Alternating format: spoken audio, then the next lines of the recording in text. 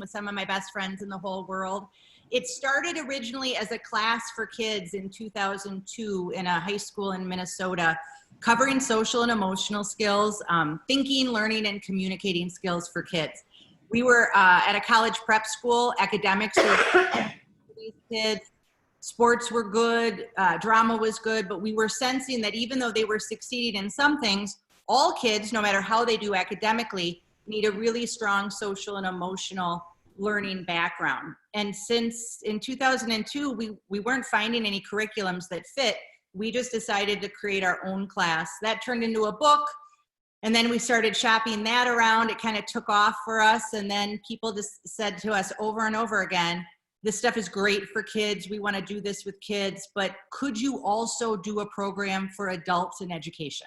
Because all of us realize if we're going to be any good at this teaching game, we need strong social and emotional intelligence too. So later that year, we started a professional development company, and we've trained over 1 million educators in America and Canada and a couple other places around the world. And so that's what we do full time. I must tell you, I never ever considered that picking a career where people would have to gather in a theater would somehow be a difficulty. And now I also, by the way, on the side, do a little bit of community theater. So all my hobbies and all of my livelihood take place when people gather. And if you've met me before, or you've seen any of our stuff, you know I thrive off of the energy of a room. So doing something like this is out of my comfort zone, and it's fantastic. Because if teachers in this country can learn to do things differently with their students, and students can learn differently at home, then I, Willow Sweeney Flaherty, certainly can figure out a way to present virtually. But I have to tell you, I've been speaking in front of large groups for years. This had me nervous. I haven't been nervous in 15 years to speak to 1,500 people in a theater. Sam's big events, you know, out on the beach with love it. This to me was like, is the lighting right? Is this a good background? You guys, I walked around my house for 30 minutes this morning looking at lighting. By the way, you're only gonna see this because everywhere else is a mess. I've just gotten this little section. No, it's fine. The whole house is good. But I also have 2 kids that are upstairs that I've threatened with their lives to stay in with the doors shut, but they might come down looking for some Rice Krispie cereal. So if that happens, we'll just make do the way everybody's making do. So if you've seen me again before, you may have seen some of my content. What I'm finding with the work that we do is that there's probably never been a time that it's more important for us to start thinking about the way that we think, the way that we learn, and the way that we communicate with people. Partly because we are all in quarantine. I don't know if this is, you can nod if this is true for you, but I am in my own head more than I've probably ever been in my own head. I think when you take all the distractions away and all of the social context away, it's just, I mean, they're here, but it's me, and I'm thinking more, which means I need to make sure that my thinking is as healthy as possible, especially because the things that are bugging me now are so much bigger than the things that bugged me 18 months ago or 2 years ago. You know, things that were my pet peeves or got on my nerves, those things, a year ago, those things look like a picnic compared to a worldwide pandemic. So we thought what I would do today is just kind of go through a little bit of the above and below the line stuff, which some of you have seen, and a little bit of the thought circle stuff, how to control this, especially negative thought spin when we get going on worst case scenarios, because the examples of that now are different. And so what I will use similar things. So if you've seen it before, it'll be a nice review. If it's brand new to you, hopefully it's some tools that you can use to get yourself through this hard time, and to get your staff through, and your family through, and the students through.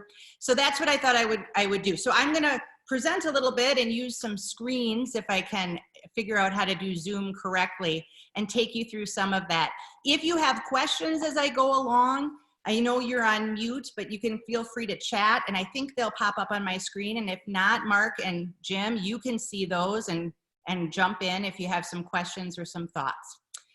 So the major foundational piece that we use at Top 20 Training is something called above and below the line. And what it is a tool to start examining our thinking. I went to phenomenal schools. I come from Madison, Wisconsin, which is why I talk out of my nose like this all the time. I live in Minnesota now, but I'm from Wisconsin. I went to fantastic schools with wonderful teachers all through K through college. And not one time did any of the fantastic teachers I ever had ask me to think about my thinking. And we know that human beings are the only creatures on the planet that have the ability to think about their thinking. And whether or not it's working for you or it's healthy and positive. So we use a tool called above and below the line. I'm going to try to share my screen and see if this works. Can you see this? Can you see it? All right. So some of the word choices that we use are this. I will use the terms top 20 and bottom 80 as I go, simply meaning when I am being my top 20 self, it means that I'm being effective in my thinking, learning, and communicating. And sometimes I am. Sometimes my thinking, learning, and communicating is really, really healthy and positive. Sometimes I'm a complete and total bottom 80. It means that I am thinking and learning and communicating in highly ineffective ways. And every human being on the planet has top 20 moments and bottom 80 moments. They are not a bad thing, they are just a thing. But highly successful people know the difference between whether they are, their social and emotional skills are acting effectively or ineffectively. So I'll use the term top 20 and bottom 80 as we go. It is not to refer to one group of people over the other. It refers to kind of two different versions of ourselves. And what I know about me is that there are times in my life that I'm highly effective, top 20, times in my life I am highly ineffective, bottom 80. Same is true for everybody. All of our work has to do with identifying that and just making a choice whenever you can to do the things that each one of us do that are highly effective and avoid doing the things that each one of us do that are highly ineffective. That's it. It's just all about making a choice of doing something different. So above and below the line is a tool that we use that basically says, if I examine my thinking, now for a second, not my emotions, not my feeling world, but my thinking world. If I think about my thinking, there are times in my life where my thinking is what I call above the line. It's working. It's serving my best interest. It's clear. It's healthy. For me, it tends to be fairly more positive and optimistic when I am above the line. And sometimes my thinking is downright below the line. It is broken or not working. It is not serving my best interest. For me, it tends to be fairly unhealthy. And I lean very negative and pessimistic when I am below the line. Everybody has a line above and below. Although we are all different. We're not all effective in the same ways and we're not all ineffective in the same ways. So I think I'll just storytell for a second and tell you what I'm like above the line and what I'm like below the line. But I want you all to be thinking, what are you like above and below the line? I just realized that I've been animating myself into the camera while you couldn't see me the whole time. So everybody saw the above and below the line thing. Now it's back on me. Great. So when I'm above the line, I tend to be more productive. I get things done at a pretty quick pace when I'm above the line. When I'm above the line, I'm more sensitive to other people's feelings. I'm a better listener. I'm more patient. I tend to be more creative when I'm above the line. I'm a better friend. I'm more compassionate. I can be funny, but I will never be funny in a way that hurts your feelings if I'm above the line. When I go below the line, you would know it because I am sarcastic, I am cynical, I am pessimistic, I get defensive, I don't get anything done, I'm lazy, I'm a procrastinator. That's not to rip on me. That is what it is. There are two sides to me. One is more effective and one is more ineffective. So what I'd like each one of you to do, and I don't know how this works when you have so many people on a Zoom call, but I think we might be able to try this. What do you look like? What's a word that would describe you when you are above the line? And if you could, can you type that into a chat or unmute yourself and raise your hand and say it? Why don't we do chat? That'll be easier with so many people. Lisa, effective, good. Give me another one. Andrea, patient. Wendy, impactful. That's great. Strategic, focused, energized. I love educators. You ask a question, you get an answer. This is fantastic. I can hear from all of you. Uplifted, purposeful, motivated. These are all fantastic. Now, but they are all different. And that's because we're all different, and that's okay. What's most powerful is not that you all know what I'm like when I'm above the line. It's that you each know what you are like above and below the line. So this is what I would call your indicator. You have an indicator on your car. It says how much gas you have in the car. By the way, I haven't filled up my gas tank since March 13th. This is the greatest thing. I've spent almost no money, but I certainly am running on the same gas tank. The gas tank indicator shows you how much gas you have in the car. For me, my indicator would be, what do I look like when I'm above the line?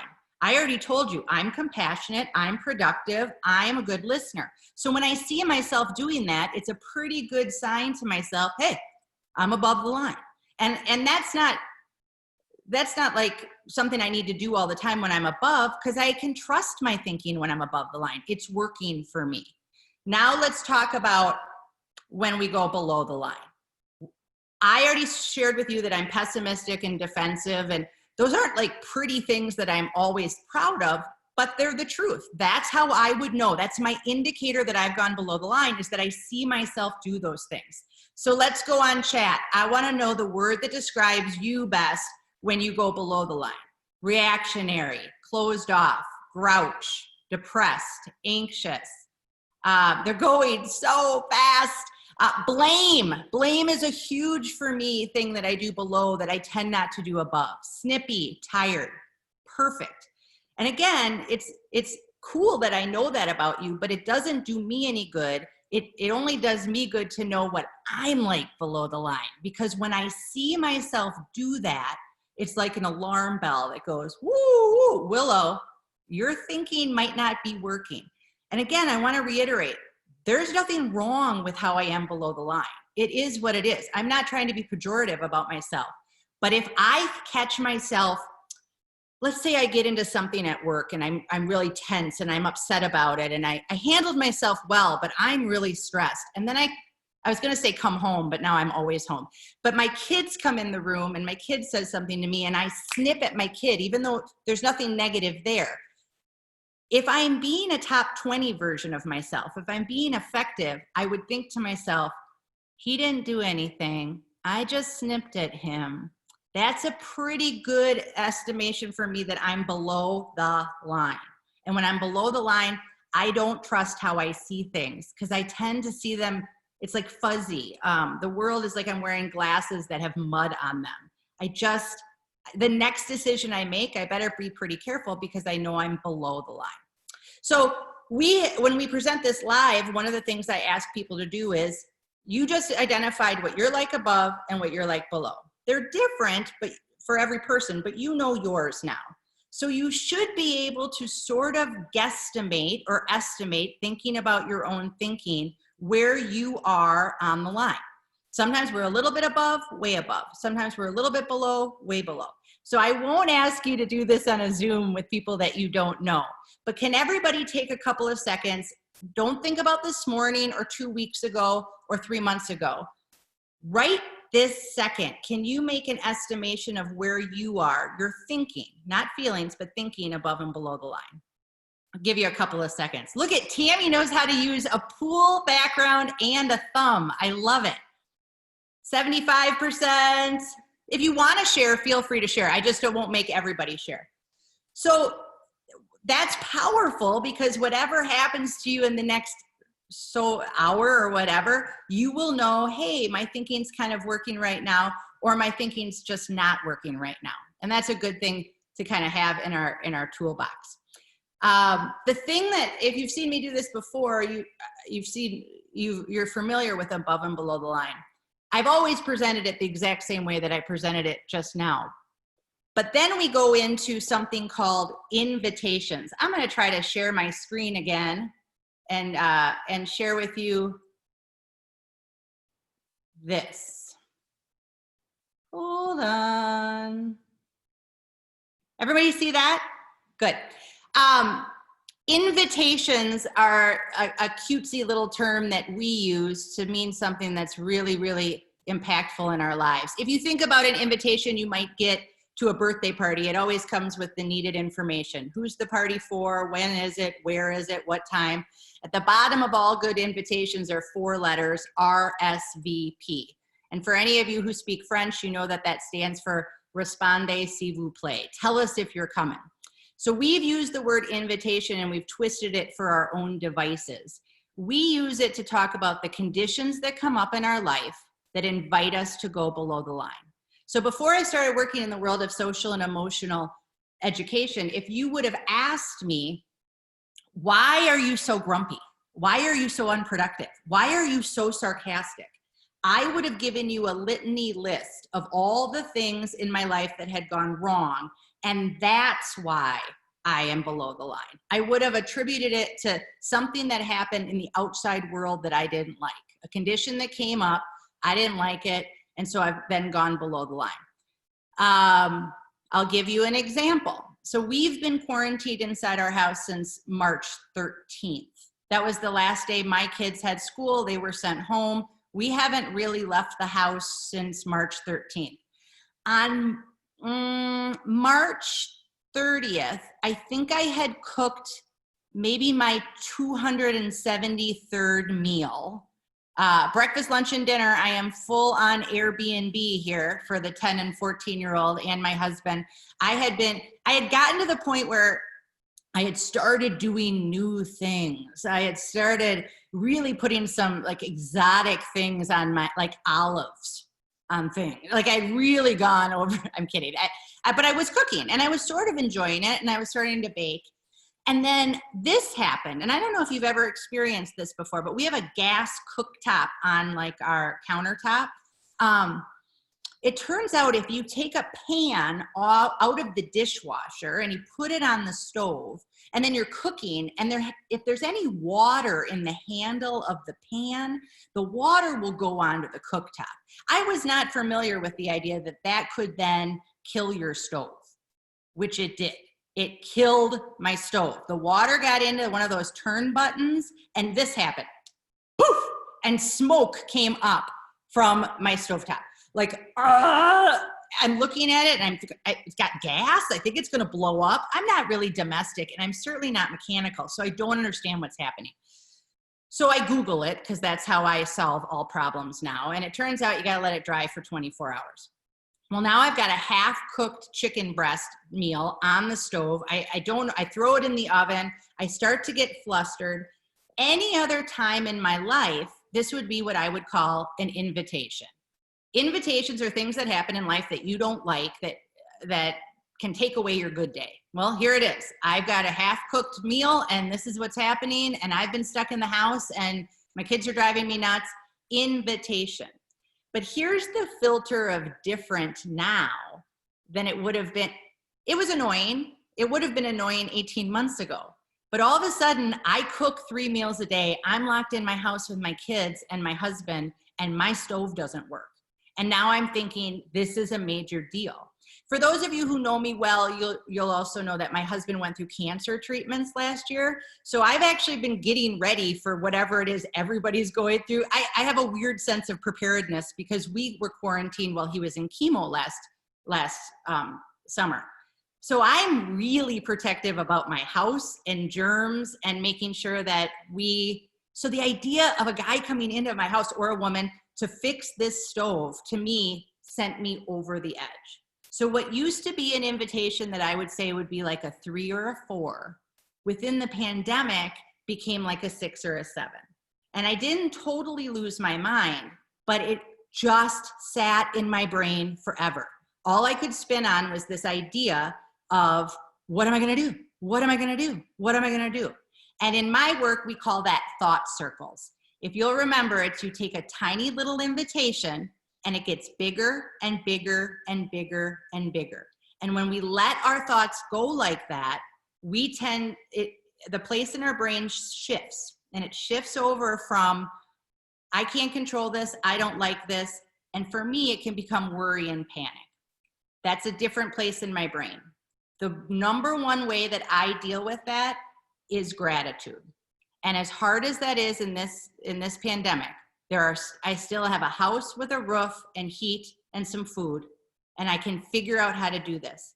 That sounds elementary, but it shifts the place in your brain of thought. Every single time an invitation invites me below, I need to use gratitude in whatever way I can to replace it, to shift it in my brain. Mark, that's been 20 minutes. I can't believe it. I'd like to do 4 hours if anybody just wants to stick around. I have nothing else going on. I swear. Okay, okay, deal, Willow. 4 hours. Let's go. I'm all for it. Let's go! Hey, the gratitude thing I think is really important, and I think we all are kind of focused on that because we so appreciate the kindness we're receiving from other people. And Willow, the kindness that you've exhibited today by spending some time with us is most appreciated. And I know people are saying in the chat side right now all their good feelings about what you've given us today.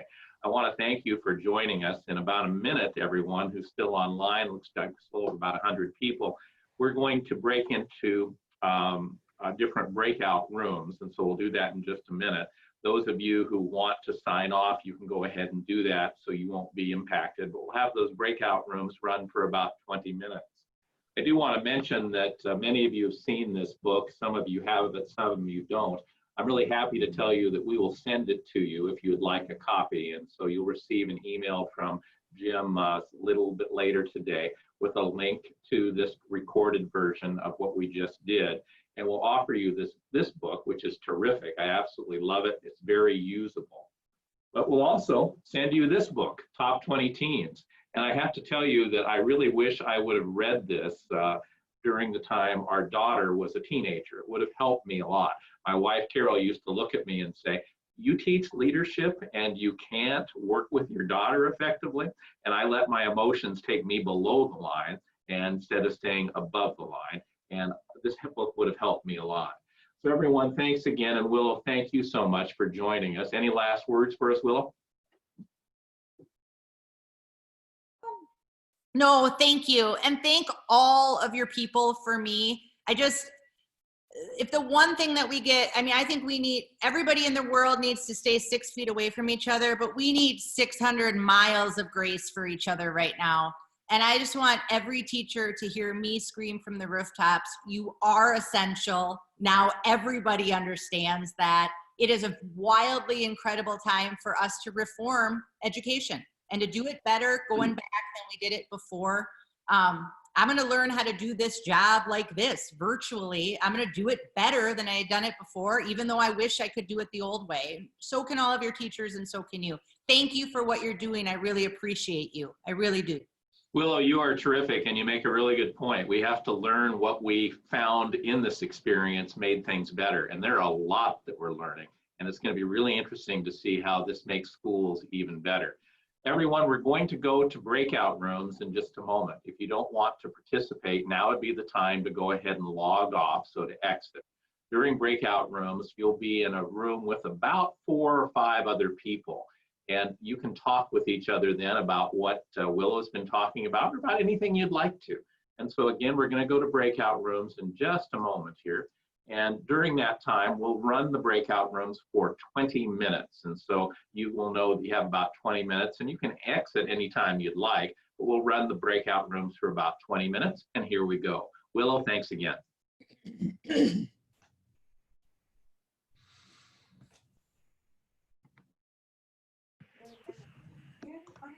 No, I'm sorry, Cliff. I'm in the middle.